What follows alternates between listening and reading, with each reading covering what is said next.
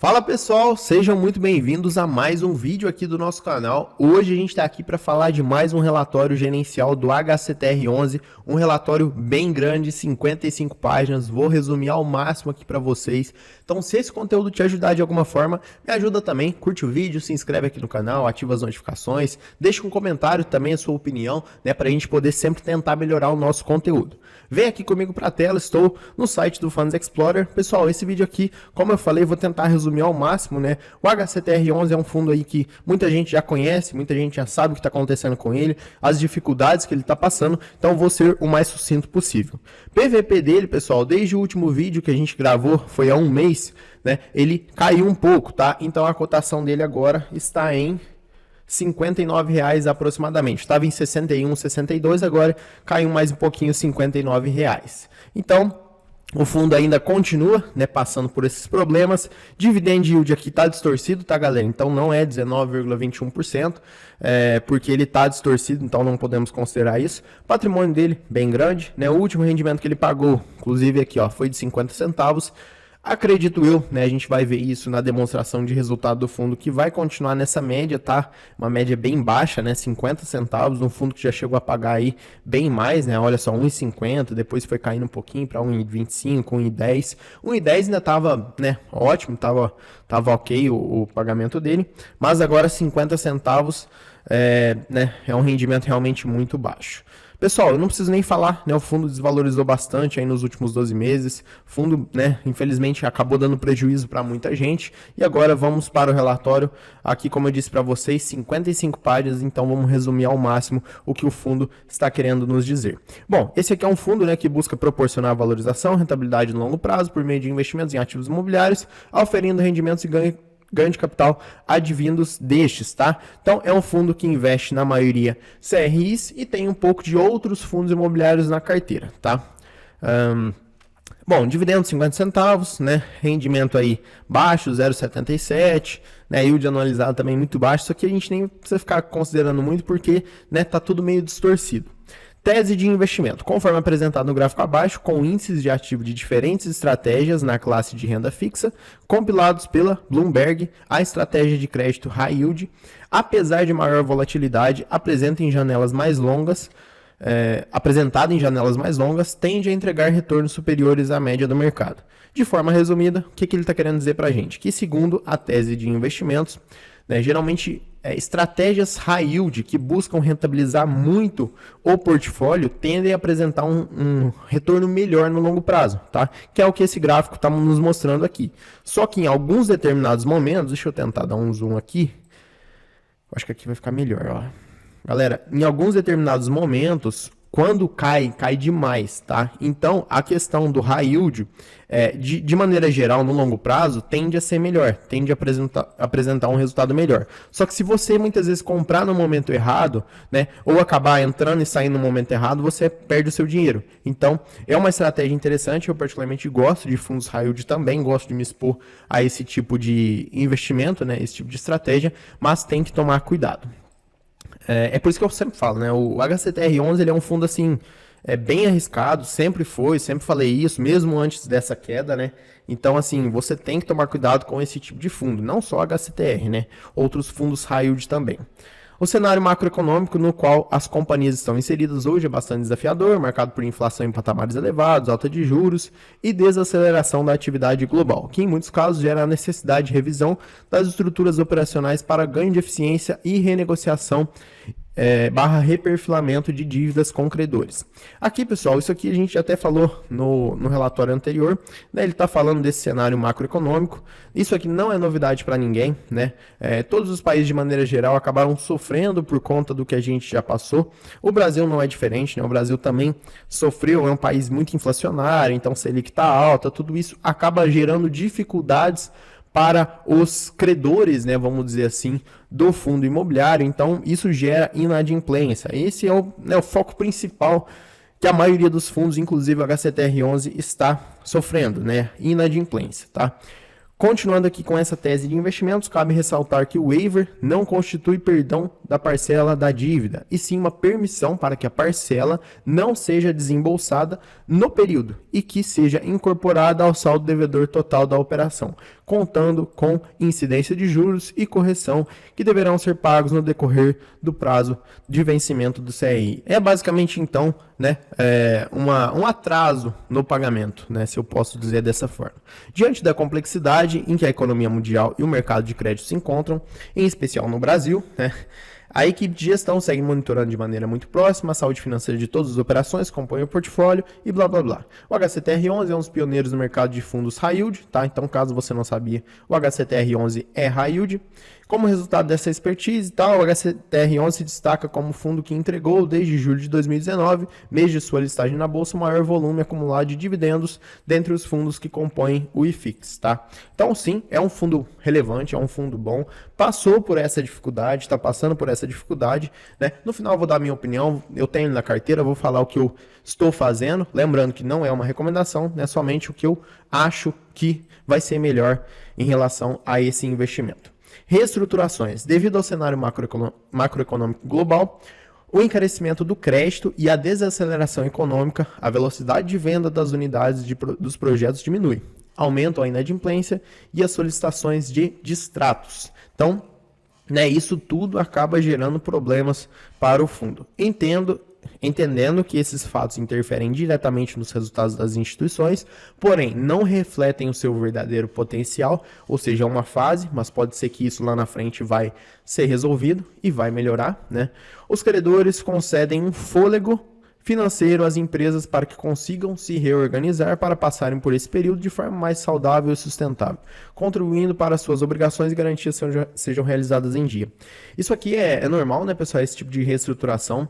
Isso é bom também, tá? Para ambos os lados, porque assim, o fundo, ele precisa receber. Por mais que ele queria receber o negócio em dia, mas é melhor ele dar um fôlego, esperar, né, deixar de receber por um tempo e receber lá na frente do que perder, tá? Então, de uma forma simplista, claro, né, o que eu tô falando aqui, mas é basicamente isso, tá? É melhor esperar, não receber naquele momento e depois receber lá na frente com, né, multa, juros, atraso, esse tipo de coisa. Bom, aqui tá falando das reestruturações, tá, pessoal? Vamos dar uma lida aqui de forma bem resumida mesmo, mas está detalhando, né, as reestruturações. Alta Vista é uma operação que apresentou uma proposta de reestruturação recente. Tá? Em nossa visita ao empreendimento, estivemos em contato com a gestão do hotel e os principais sócios da companhia controladora. Em geral, a estrutura, com quartos acima do padrão, e a operação estão bastante adequadas e com uma preocupação com a venda de serviços extra de qualidade aos visitantes. Além disso, a venda de multipropriedade, 80% das frações já comercializadas seguem em ritmo adequado. O pedido de waiver se originou principalmente por conta da troca de controle e administração do empreendimento dos meses passados, o que já está coordenando e bem encaminhado. Então aqui está falando, né, que mesmo tendo essa reestruturação, tudo parece normal, tá? Aqui os outros, pessoal, né, tá falando das reestruturações, eu não vou ficar lendo para não ficar muito longo o vídeo, mas é importante sim, tá? Isso aqui é uma parte importante que eu não vou conseguir ler tudo para vocês, porque senão ia dar uma live aqui de 1 hora, tá? Mas basicamente está explicando tudo, né? Aqui, ó, grupo 1, aqui inclusive tem uma tabela, né, do status de cada um, então entregue, outros em obra, e no final depois eu vou dar minha opinião geral, porque eu já li o relatório, tá? Então só não vou ficar comentando aqui no vídeo. Aqui tá falando dos hotéis e parques. Isso aqui, pessoal, é uma coisa que eu sempre bato em cima também, porque tudo que é multipropriedade, como um todo, tem um risco maior. Então tem que tomar esse cuidado. Vocês podem ver, aqui muitas vezes a gente vê essas propriedades aqui, é um lugar muito bonito, é um lugar muito bom, é um lugar, né, gostoso de ir e tal, só que tem esses problemas, né? Qualquer coisinha que acontece, o negócio fica inoperante, né? Ou funciona com restrições, como a gente teve aí a pandemia. Então, qualquer coisa, muitas vezes, que acontece na economia, na política, acaba gerando um freio, né? Vamos dizer assim, para esse tipo de operação. Aqui está falando Caldas Novas, né? Eco Resort é uma operação de multipropriedade localizada na beira do Lago de Caldas Novas, com obras já concluídas e 87% das frações já comercializadas. Possui carteira relevante, 221 milhões, e recebe cerca de 56 mil visitas por ano. O produto é bastante atraente pela oferta de diversas piscinas e brinquedos aquáticos, diversos PDVs espalhados pelo empreendimento. Quadra de vôlei, taranã, né? Então, muito legal. E aqui está, né, falando um pouquinho, detalhando melhor os investimentos. Mas como eu disse para vocês, não vou ficar falando de cada um deles para a gente não perder muito tempo. Bom, vamos continuar aqui.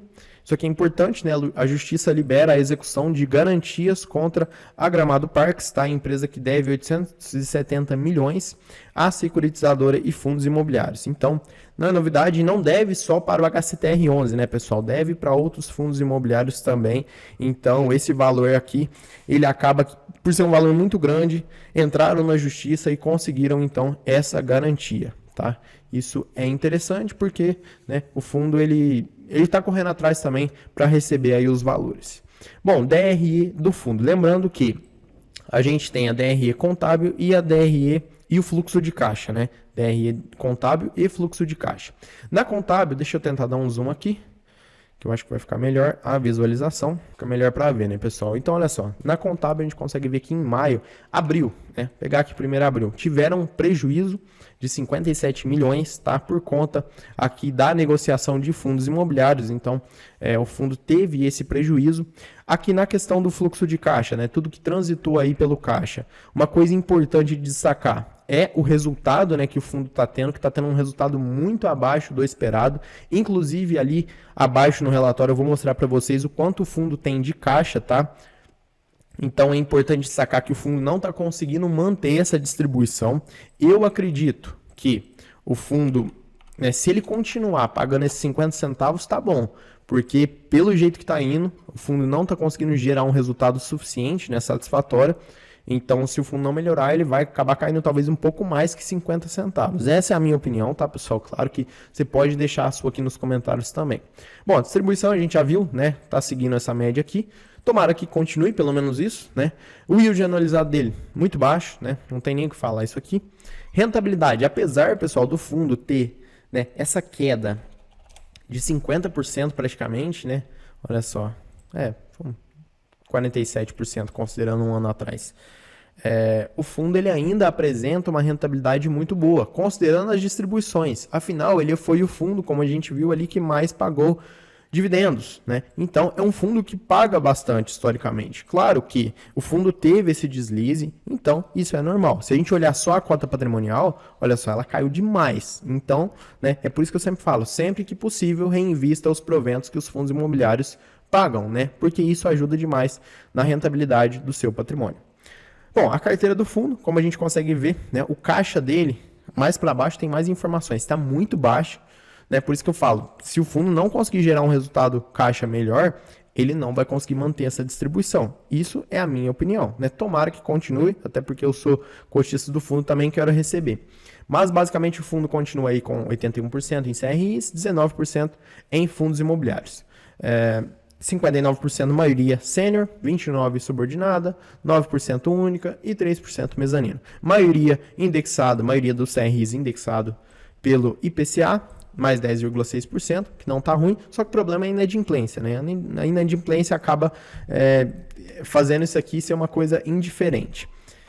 Multipropriedade, né? É o principal segmento aí que o fundo investe, no caso dos CRIs, então isso é o risco maior, sempre falo isso, sempre vou falar. Multipropriedade, hoteleiro, né, até shoppings mesmo, tudo isso tem essa volatilidade, tá, pessoal? Só que, claro, que isso aqui, como a gente viu lá no comecinho do relatório, geralmente tende a ter um resultado melhor no longo prazo, né, uma rentabilidade melhor.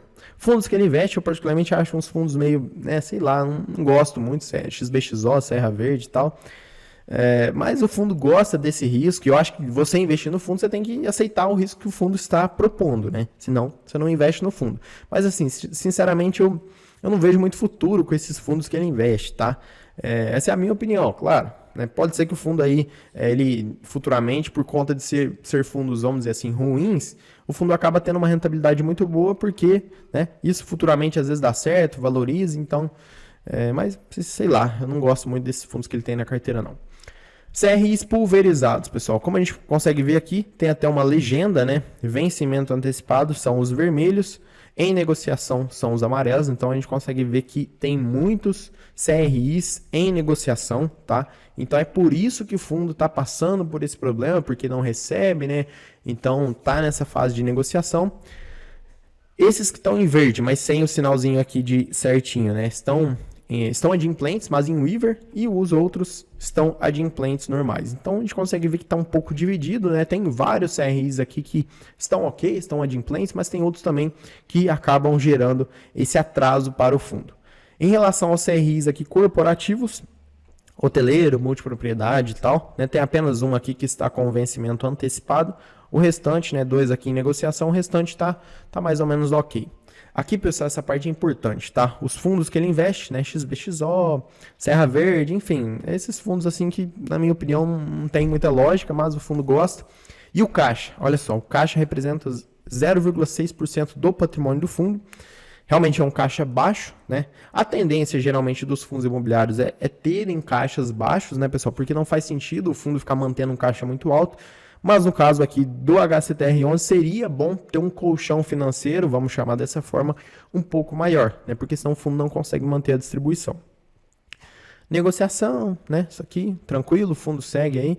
Olha só uma coisa, inadimplência. Olha só o tanto de, aqui ó, descrição dos ativos. Eu vou procurando aqui, olha só, a inadimplência acumulada é de 3,7%, o outro é de 0,59%, o outro é de 5,8%, é de 3,8%, é de 3%. Então, olha só o tanto de ativos que estão inadimplentes. Ó, 2,4%, 2,2%, 1,5%, 4,7%. Então, observem que, eu estou procurando aqui, tá, pessoal, na página mesmo, olha só, 8,4%.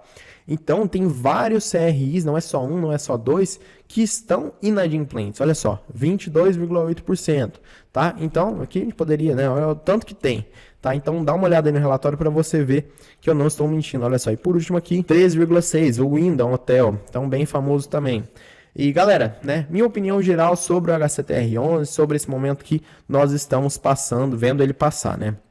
Bom, eu acho que o fundo, ele, no momento, eu não vou investir mais no fundo, vou manter, tá? Não pretendo vender, porque eu acredito que o fundo, ele sofreu esse deslize, porque a gente viu que a estratégia que ele utiliza, que é high yield, ela passa por esses momentos sim. Tá? E muitas vezes, nesses momentos, se você vende e sai no prejuízo, você acaba perdendo dinheiro. Claro que, se você comprar mais agora e o fundo demorar para resolver essas questões, você vai estar deixando um dinheiro maior parado sem rentabilizar. Então, é por isso que não é uma recomendação, eu vou manter as cotas que eu tenho, né, o investimento que eu tenho nele, não pretendo comprar mais por enquanto. Se amanhã, o dia que sair outro relatório, né, eu ver uma luz no fim do túnel, não, tá começando a resolver, a economia tá começando a melhorar, a Selic tá baixando, aí talvez eu comece a fazer uns aportes ali um pouco mais agressivos, vamos chamar dessa forma, no fundo, para poder abaixar o preço médio. E aí, se um dia o fundo voltar ao patamar que ele estava, a gente ganha tanto aí na valorização da cota, no aumento de patrimônio, como também nos proventos que tendem a aumentar, beleza? Então, espero que vocês tenham gostado do vídeo, deixa aqui para mim a sua opinião, vou ficando por aqui, um abraço e até mais.